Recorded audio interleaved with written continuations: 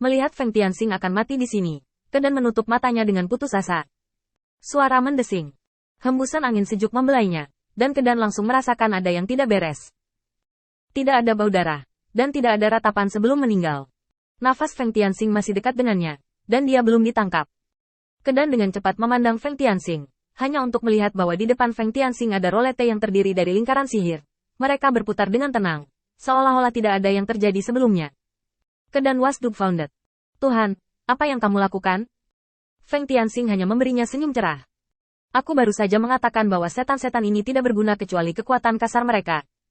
Jika kamu melihat konfrontasi jarak jauh ini, aku sedikit lebih baik. Klan iblis di balik tirai tipis meraung. Itu hanya tipuan dariku. Kamu benar-benar berpikir kamu hebat, bukan? Ledakan. Tiba-tiba, itu meledak dari belakangnya, dan wajahnya terbanting ke tirai tipis, dalam keadaan malu. Apa yang telah kau lakukan? Setan itu menoleh untuk melihat, dan tiba-tiba pupil matanya sedikit menyempit. Apa yang menempel di punggungnya adalah trik yang dia lepaskan sebelumnya. Taji tulang yang disiapkan khusus untuk menghadapi Feng Tianxing. Sekarang, seolah-olah mereka telah kembali ke masa lalu. Mereka berkumpul kembali menjadi taji tulang dan dengan kejam menusuk ke dalam tubuhnya. Adegan ini segera membuatnya tutup mulut. Entah kembali ke masa lalu untuk mengembalikan taji tulang yang pecah ke bentuk aslinya, atau menggunakan metode yang sama seperti saat dia melemparkannya untuk menggabungkan benda-benda ini dan mengirimkannya ke belakang. Menurut pendapatnya, kemungkinan pertama sangat rendah, karena Feng Tianxing hanya berada di puncak alam tubuh rusak, dan dia baru saja memahami Dao, jadi masih ada masalah apakah dia dapat menggunakannya secara fleksibel. Kemungkinan kedua juga sangat kecil. Karena triknya disembunyikan sampai saat sebelum pemicu, Feng Tianxing tidak dapat mendeteksinya. Ingin menangkap ledakan pada saat taji tulang ditembakkan, memadatkannya kembali, dan mengirimkannya ke belakang, ini adalah anugerah. Baru setelah itu tidak bisa. Rasa sakit di punggungnya membuatnya tenang. Dia mengeluarkan taji tulang, lalu menatap Feng Tianxing dengan mata kosong. Itulah metode umat manusia di tanganmu, kan? Jika kata-kata ini diucapkan pada waktu yang biasa, itu akan benar-benar membunuh, dan Feng Tianxing akan membuktikan bahwa dia tidak bersalah, atau untuk menebus tindakannya. Tapi sekarang situasinya berbeda. Feng Tianxing tidak perlu mengenali nilai-nilai iblis. Bahkan jika dia mau, dia harus menunggu sampai iblis benar-benar mengalahkan kehampaan. Feng Tianxing mengaitkan jarinya, menarik kembali lingkaran sihir, dan berkata dengan tekad. Penglihatan yang bagus, saya tentu saja adalah metode umat manusia. Sayang sekali metode yang tidak ingin Anda pelajari selama sisa hidup Anda adalah penolong yang kuat melawan kehampaan.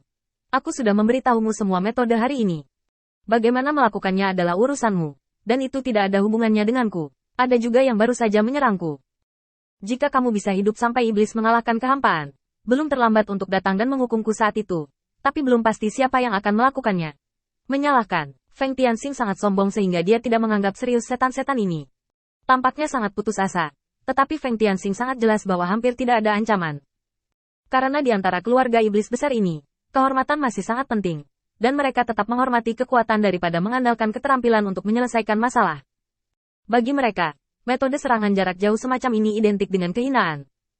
Ada sangat sedikit setan yang berlatih, dan bahkan jika mereka berlatih, kekuatan mereka tidak akan terlalu besar. Ini adalah keyakinan Feng Tianxing untuk menjadi sombong di sini. Tentu saja, jika kita bertemu dalam kenyataan, Feng Tianxing pasti akan berperilaku lebih baik dan bijaksana daripada orang lain. Lagi pula, jika dia benar-benar ingin bergulat dengan para elit dari keluarga besar ini, Feng Tianxing pasti tidak akan bisa mengalahkan mereka. Yah, jika semua orang di sini baik-baik saja, aku akan pergi. Kamu tidak bisa menahanku dengan trik kecil ini. Melihat bahwa Feng Tianxing hendak pergi sebagai monster, klan iblis yang diam-diam mengawasinya akhirnya berbicara.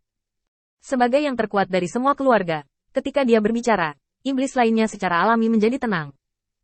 Berapa tahun yang Anda butuhkan untuk mendapatkan 10% dari kepentingan keluarga saya? Dan bagaimana Anda memastikan bahwa sumber daya akan sampai ke tangan Anda? Dan bagaimana Anda memastikan bahwa metode yang Anda berikan efektif? Feng Tianxing menyeringai. Akhirnya, ketika sampai pada bisnis, alasan mengapa dia bertindak seperti monster untuk mencari masalah adalah untuk memamerkan ototnya. Meski tidak besar, dia sangat kuat, dan usianya terlalu muda, yang merupakan keunggulan uniknya. Ini sangat sederhana, lihat saja. Setelah selesai berbicara, Feng Tianxing merobek celah di ruang angkasa, dan menjulurkan kepalanya ke dalamnya. Li Goudan di sini untuk bekerja. Sudah berapa lama kamu bermain di luar? Kudengar kamu tidak pulang pada malam hari? Penampilan Li Goudan cukup unik. Pertama dia muncul memegang tangan Feng Tianxing, lalu tubuhnya, dan tubuh aslinya, pedang yang tergantung di pinggangnya. Feng Tianxing menjentikkan kakinya. Seriuslah, jangan kehilangan muka di depan begitu banyak iblis. Mendengar ini, Li Goudan memeluk kaki Feng Tianxing lebih erat lagi. Dia menggosok-gosok. Tuan ada di sini. Apa yang harus saya lakukan dengan identitas kosong saya? Apa yang Tuan ingin saya lakukan kali ini? Siapa yang akan meledakkannya? Feng Tianxing langsung mengangkat jarinya untuk menunjuk ke klan iblis yang menyerangnya tadi. Hanya dia, begitu kata-kata itu jatuh. Celah di angkasa muncul dari udara tipis. Dan Li Goudan di samping Feng Tianxing langsung bergegas keluar. Tubuhnya penuh dengan cahaya biru. Semua iblis bingung. Hanya iblis terkuat yang tiba-tiba mengulurkan tangannya. Dan gelombang energi iblis tiba-tiba menyelimuti target Li Goudan. Ledakan. Setelah raungan tumpul, Feng Tianxing merobek celah di angkasa lagi. Dan Li Goudan kembali ke kaki Feng Tianxing lagi, berjongkok seperti anjing. Tuan, sama-sama. Tubuh Void kita tidak bisa dibunuh dengan pengeboman.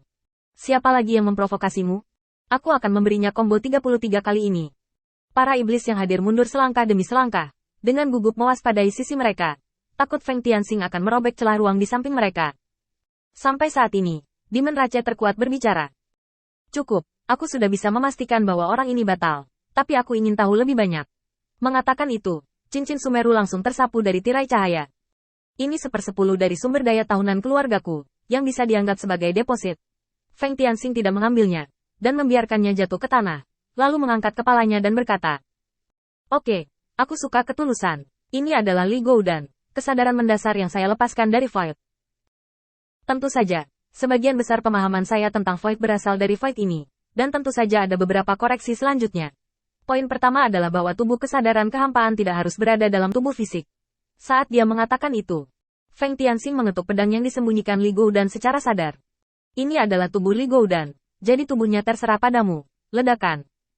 Tiba-tiba, tubuh Li Goudan hancur berkeping-keping, dan daging serta darahnya tumpah ke seluruh tubuh Feng Tianxing. Ras iblis terkuat tampak khusyuk, menatap setiap potongan daging dengan hati-hati. Feng Tianxing mengibaskan potongan daging itu dengan santai, wajahnya tiba-tiba menjadi gelap. Apakah Anda meminta informasi dari saya, dan bahkan memprotes saya? Apakah ini sikapmu yang meminta bantuan?